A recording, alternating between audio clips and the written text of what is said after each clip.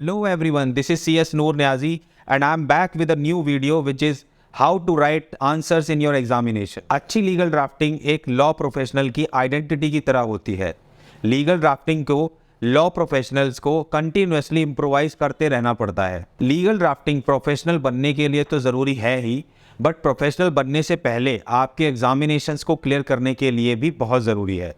आपको पता होना चाहिए कि आपको एग्जामिनेशन में किस तरह के ड्राफ्ट अपने आंसर्स को करना है।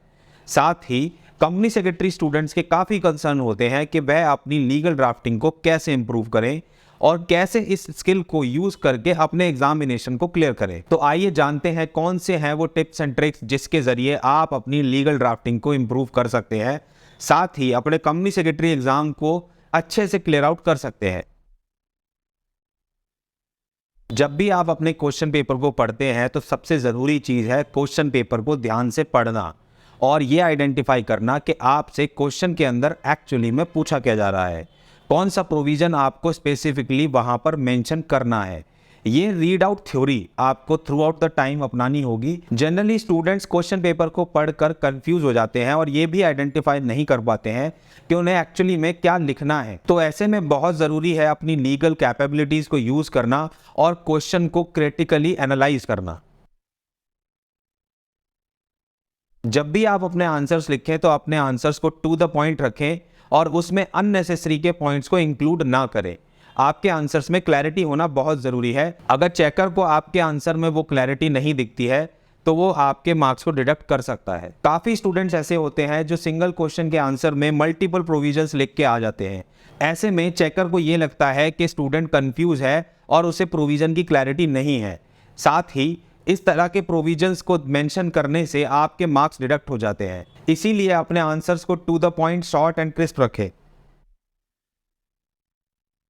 कंपनी सेक्रेटरी का एग्ज़ाम एक प्रोफेशनल लेवल का एग्ज़ाम है जिसको अटेम्प्ट करने का तरीका 12th और ग्रेजुएशन से ऑल टुगेदर डिफरेंट है। जिन स्टूडेंट्स को लगता है वे एग्जामिनेशन में आंसर शीट्स में ज़्यादा पेजेस भर कर ज़्यादा मार्क्स अर्न कर लेंगे तो उनको यह गलतफहमी है। कंपनी सेक्रेटरी एग्जामिनेशन को क्लियर करने के लिए आपका पेजेस को भरना ज़रूरी नहीं है। आप जितना अपने आंसर्स को स्पेसिफिक एंड कंसाइज रखेंगे आपको उतने ही मार्क्स मिलेंगे। इसीलिए पेजेस को भरने की टेक्निक को आप फॉलो ना करें। जब भी आप अपने आंसर में किसी भी तरह के प्रोविज़न को मेंशन करते हैं तो उस प्रोविज़न के अंदर अपनी तरफ से कोई भी वर्ड्स को ऐड ना करें। प्रोविज़न को उसी तरह से लिखें जिस तरह से वो लॉ की लैंग्वेज में लिखा गया है। सही प्रोविज़न्स को लिखने के साथ साथ आप प्रोविज़न से रिलेटेड सेक्शन को भी अपने आंसर में मेंशन करें और अगर आपको ज़रूरी लगता है तो उस प्रोविज़न से रिलेटेड कोई केस लॉ अगर आपको याद आता है तो आप उस केस लॉ को भी वहाँ पर मेंशन ज़रूर करें। आंसर में किसी भी तरह के गलत प्रोविज़न को मेंशन ना करें, ना ही कोई गलत सेक्शन का रेफरेंस दें।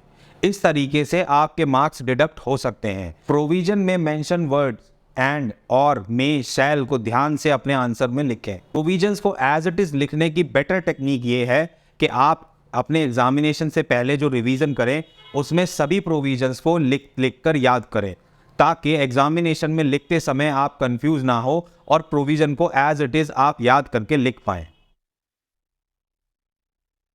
अगर आप कोई केस स्टडी से रिलेटेड आंसर लिख रहे हैं तो उसे बड़ा ही ऑर्गेनाइज्ड मैनर में लिखें। पहले केस स्टडी के हेडलाइन को मेंशन करें और उसके बाद अपनी केस स्टडीज़ के फैक्ट्स को लिखें। साथ में जब ये दोनों चीज़ें कंप्लीट हो जाए तो अपने ओपिनियन को लिखना ना भूलें। ऐसे क्वेश्चंस को बहुत ध्यान से अटेम्प्ट करना चाहिए।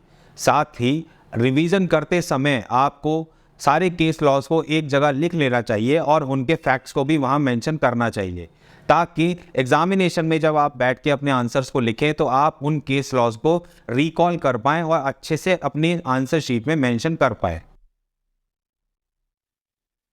अगर आप अपने एग्ज़ाम में इंग्लिश या हिंदी लैंग्वेज में अपीयर हो रहे हैं तो आप ध्यान रखें कि अपने आंसर्स को ड्राफ्ट करते वक्त प्रॉपर लैंग्वेज का इस्तेमाल करें और ग्रामेटिकल मिस्टेक से बचें। आंसर्स को इस वे में ड्राफ्ट करें कि एग्जामिनर को आपकी लिखी हुई बात समझ में आ जाए और एग्जामिनर को आपके लिखे हुए आंसर्स को पढ़ने के लिए ज़्यादा एफर्ट्स ना डालना पड़े। कंपनी सेक्रेटरी एग्ज़ाम को क्लियर करना टफ तो है, लेकिन आप अगर स्मार्टली अपने आंसर्स को ड्राफ्ट करते हैं, प्रॉपर प्रोविजंस लिखते हैं, केस लॉज मेंशन करते हैं और सेक्शंस को मेंशन करते हैं तो आप यकीनन इस एग्जाम में आराम से क्लियर आउट हो सकते हैं। बेसिक 6 पॉइंट्स मैंने आपके साथ डिस्कस कर लिए हैं, जिसके बाद आप अपने एग्जाम में लिखे हुए आंसर्स को प्रॉपरली ड्राफ्ट कर पाएंगे। लेकिन आपको ये भी ध्यान में रखना है कि जब आप एग्जाम में अपीयर हो रहे हैं तो आप प्रॉपर प्रैक्टिस के साथ अपने एग्जामिनेशन हॉल में आए और अपने आंसर्स के मैक्रो या फिर अपने आंसर्स की बॉडी को अच्छे से प्रिपेयर करके आए। अगर आपको हमारी ये वीडियो पसंद आई हो और आपको लगता है कि आपके एग्जामिनेशन में इस वीडियो से आपको हेल्प मिलेगी, तो इस वीडियो को शेयर एंड लाइक करें और मेरे YouTube चैनल CS नूर को सब्सक्राइब करें।